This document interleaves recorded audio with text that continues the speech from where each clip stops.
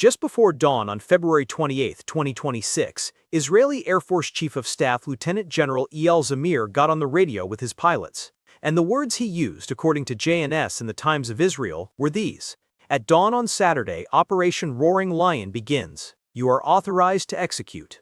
Strike your targets. You are making history. I have full confidence in you." Those pilots were already in the air, more than 200 of them, heading toward Iran. And in Palm Beach, Florida, President Donald Trump was watching it all unfold from Mar-a-Lago, because that is where his war room was that night. But here is the thing nobody is talking about. This strike was not supposed to happen on February 28th. It was originally planned for 4 months later. And then one phone call changed everything. I'm going to tell you exactly what was said on that call. But to understand why it mattered, why one conversation between two leaders could accelerate a military operation by months, you first need to understand everything that led up to that moment. And that story starts not in 2026, but in the summer of 2025. Welcome back. Today we are going inside the planning of one of the most complex joint military operations in modern history. An operation with 2 names, 2 chains of command, and months of coordination so secret that even some members of the U.S. Congress did not know it was coming. Israel called it Operation Roaring Lion. The United States called it Operation Epic Fury. Same strikes, same targets, same date, 2 names, because in this operation the 2 militaries were running parallel but deeply integrated missions. If you want to understand not just what happened on February 28, 2026, but how it was built, who planned it, when the planning started, what the intelligence picture looked like, and what role artificial intelligence played in targeting, this is the video you have been waiting for. Stay with me, because what you're about to hear will change how you think about modern warfare. Let's go back to June 2025. Because you cannot understand Operation Roaring Lion without first understanding why it happened, and why its predecessor, Operation Rising Lion from the summer of 2025, was considered by both Israeli and American planners to be unfinished business. According to the Jewish Virtual Library and EuroSDCom's detailed military analysis, on June 13, 2025, Israel launched a large-scale preemptive strike against Iran's nuclear and military facilities in what became known as the 12-Day War. That operation, Operation Rising Lion, targeted dozens of Iranian sites including nuclear facilities and chemical weapons depots. Israel used over 200 warplanes and struck more than 400 targets across western and central Iran. It was, by every measure, a historic operation. The IDF later said it had set back Iran's nuclear program and struck the infrastructure that supported it. But here is the problem. And this is the piece that the mainstream coverage largely missed after the 12-Day War ended. According to JNS reporting from March 2026, the majority of the targets struck during Operation Roaring Lion, the February 2026 operation, were facilities and capabilities that Iran developed or expanded after the June 2025 war. Let that sink in. In 8 months, Iran had rebuilt, adapted, relocated, and in many cases expanded its military nuclear infrastructure. Iran had learned from the first strike. Iran had dispersed its capabilities. And it had continued enriching uranium. According to earlier research confirmed by Arms Control and the IAEA timeline, Iran had reached 60% enrichment, building a stockpile of nearly 1,000 pounds of near-weapons-grade material. So from Israel's perspective, and increasingly from Washington's perspective, the June 2025 operation had bought time, but not a resolution. Round 2 was not a question of if. It was a question of when. And that question, when, is where the story of Operation Roaring Lion really begins. December 2025, Mar-a-Lago, Palm Beach, Florida. According to a report from Axios, confirmed by the Times of Israel, Benjamin Netanyahu and Donald Trump held a meeting at Trump's residence that month. And according to reporting from Iran International, which cited the same Axios source, Netanyahu raised the possibility of a follow-up to the June 2025 12-Day War, what insiders were already calling Round 2. Trump did not say no. In fact, according to the Times of Israel's reporting on the same Axios account, Trump began planning a potential joint strike on Iran in those December conversations. At the same time, diplomatic negotiations with Tehran were still nominally alive. Trump had publicly said he wanted a deal. But the planning for military action was already underway in parallel. That is a significant detail. It means that when U.S. and Iranian diplomats were meeting at the negotiating table in early 2026, U.S. and Israeli military planners were at a different table, mapping out targets. And now I need to tell you something that almost nobody has covered with the depth it deserves, because this is where the story gets genuinely extraordinary. According to IDF Chief of Staff Lieutenant General Eyal Zamir, speaking to reporters after the operation began, and confirmed by Jewish Insider and the Jerusalem Post, the U.S. sever stick. And Israeli militaries spent months planning these strikes, and Zamir specifically used the phrase unprecedented cooperation to describe the level of integration. Not just unprecedented for an Israel-US operation. Unprecedented, period. The JINSA transcript of a post-strike webinar put it plainly. What CENTCOM and the IDF had achieved was direct joint planning that allowed the Israeli Chief of Defense to be exposed to and coordinate with other allied chiefs. This was not two separate militaries operating side by side. This was genuine fusion. A single integrated campaign plan divided between two flags. But actually, and here's the thing that should completely reframe how you think about this operation. The original plan was not for February 2026. According to JNS reporting, the Israel Defense Forces had planned Operation Roaring Lion for mid-2026. That means approximately June 2026, 1 year after Operation Rising Lion.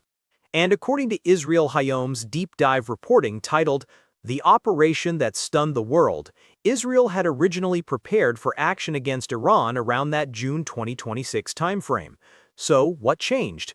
Why did it move up by 4 months? Two things. First, the intelligence picture shifted, and shifted rapidly. Second, that phone call I mentioned at the very beginning. I haven't forgotten. We're almost there. But first, let's talk about what the months of planning actually looked like on the ground. Because the operational architecture of this strike is unlike anything that has come before. According to Fox News' military analysis, Operation Roaring Lion, on the Israeli side alone, involved 200 fighter jets, more than 500 Iranian targets, and over 1,600 total sorties. The IDF also reported dropping 2,000 bombs in the opening wave. According to the Jerusalem Post, that figure equaled 50% of the total munitions Israel dropped during the entire 12-day war in June 2025, deployed in the first day of Operation Roaring Lion alone. This was not a surgical strike. This was a campaign. And it was designed to be comprehensive from minute one. The IDF's intelligence directorate was feeding real-time targeting data to pilots in the air. According to Israel Hayom's reporting, in some cases Israeli intelligence had identified a target, but USS aircraft carried out the strike, because the plan required specialized long-range weapons that only American platforms could deliver. Think about what that means. Israeli eyes finding the target, American aircraft pulling the trigger. That level of integration does not happen overnight. That is the product of months of joint planning, shared intelligence architecture, and synchronized command structures. And there was a signature Israeli tactic at the heart of the air campaign. Israel Hayom reported that the USS adopted the Israeli Air Force's so-called train method, sending continuous, sequential waves of fighter jets toward Tehran, one after another, without gaps, so that Iranian air defenses could not fully reset between strikes. This method was first used during Operation Rising Lion in June 2025. In Operation Roaring Lion, the Americans incorporated it into their own strike package. For a student of military history, that detail is staggering. Two of the world's most powerful militaries, blending their tactics in real time, adapting the lessons of one operation into the architecture of the next. Now let's talk about artificial intelligence, because this may be the most significant technological story embedded inside the operational story, and it's one that most coverage has completely ignored. According to HS Today, in an analysis titled Algorithmic Warfare in the Iran Conflict, the joint campaign began at 10:15 a.m.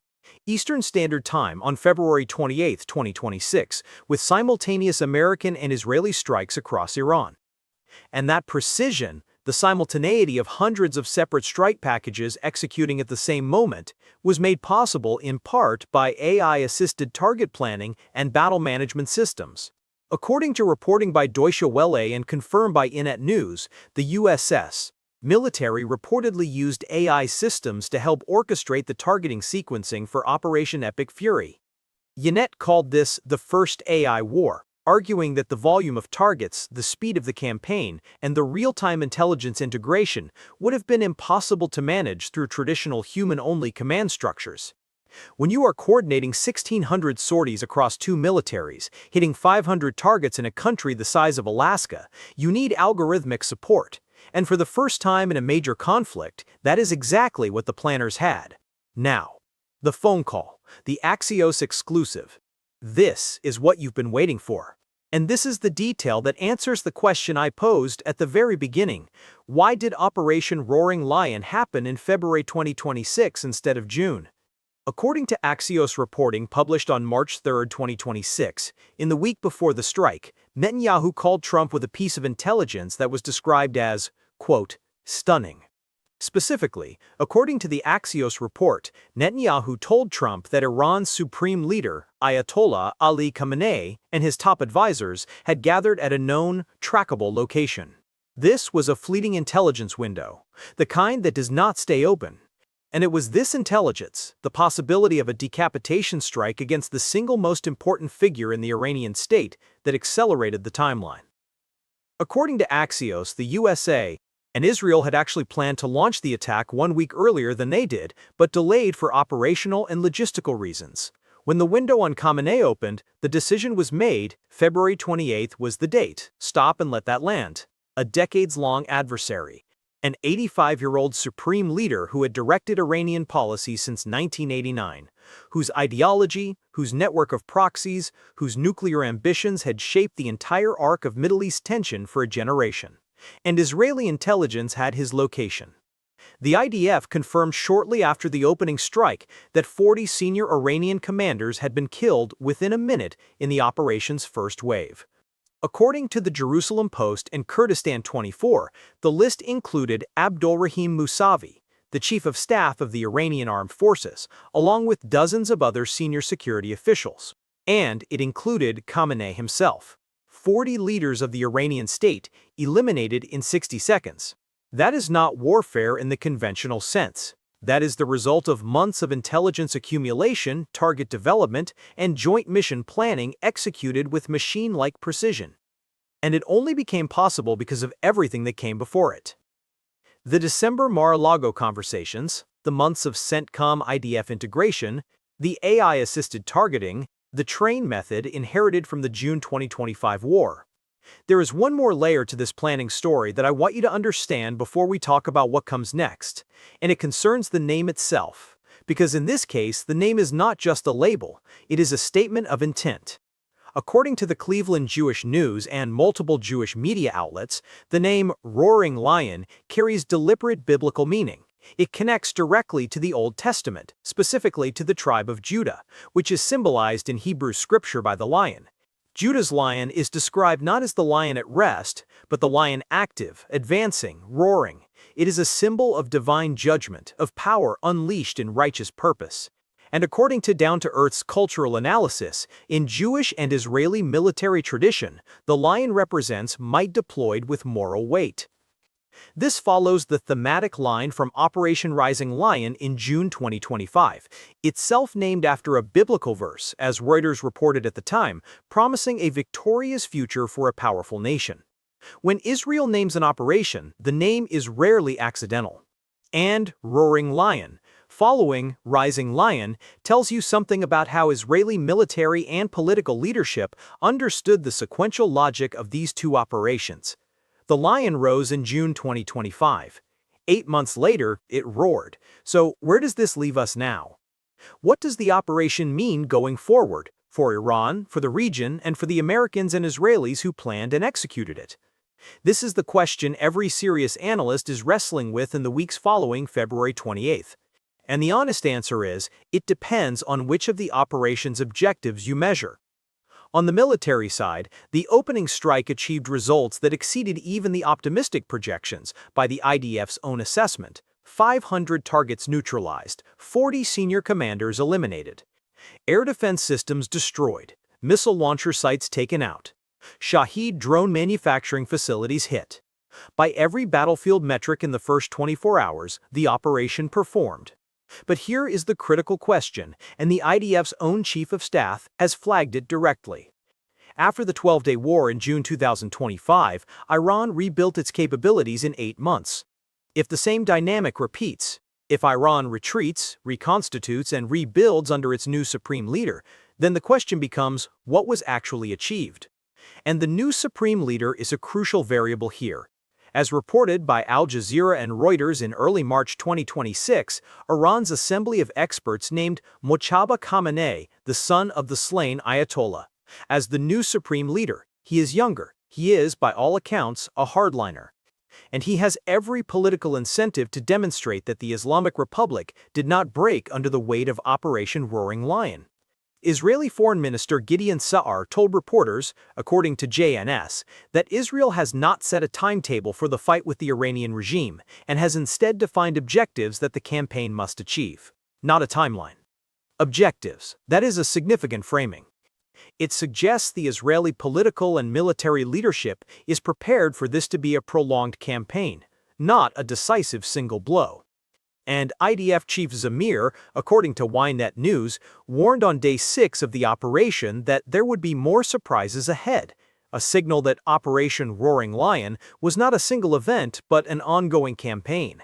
Here is what you need to watch in the weeks ahead. First, watch whether the IDF continues to conduct deep penetration strikes on Iranian nuclear reconstitution sites. If the pattern from Operation Rising Lion repeats, where Iran rebuilds, the indicator to watch is whether Israeli and USS intelligence can track that rebuilding in real time and strike it before it matures.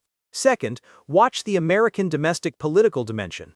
Trump oversaw this operation from Mar-a-Lago, and according to the New York Times reporting on how Trump decided to go to war with Iran, the president was initially cautious and was moved toward action largely by Netanyahu's persistent lobbying.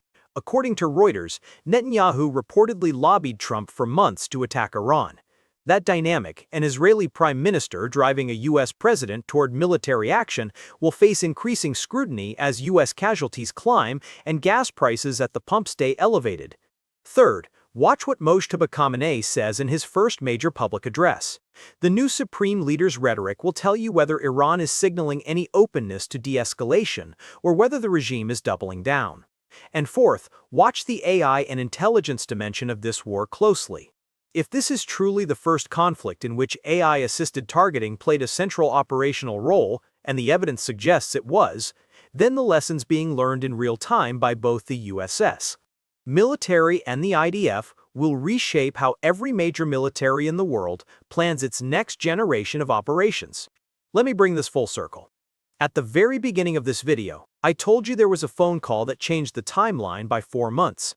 That call, Netanyahu to Trump the week before February 28th with intelligence about Khamenei's location, was the trigger.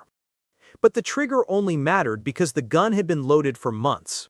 The December Mar-a-Lago planning sessions. The IDF CENTCOM integration described by General Zamir as unprecedented. The AI targeting architecture. The 1,500 sorties pre-planned across 2 militaries. The train method borrowed from June 2025. All of that had to exist before one intelligence tip could change the date. Which means that if you want to understand Operation Roaring Lion, if you really want to understand it, you have to understand that what happened on February 28, 2026 was not a surprise. It was a plan. It was months in the making. And it was executed, according to those who planned it, exactly as designed. Whether that plan achieves its stated objective, removing the existential nuclear threat to Israel, as Netanyahu framed it, or ensuring Iran never acquires a nuclear weapon, as the Trump White House framed it, that verdict is not in yet. But the operational story is one of the most remarkable in modern military history, and you now know it. If this breakdown was useful to you, share it with someone who wants to understand this conflict at the level it actually operates, not just the surface-level news cycle. The next video in this series covers what the new Supreme Leader Mojtaba Khamenei means for Iran and the region, and why the man who just inherited the most dangerous position in the Middle East may be even more unpredictable than his father. Stay close. This story is nowhere near over.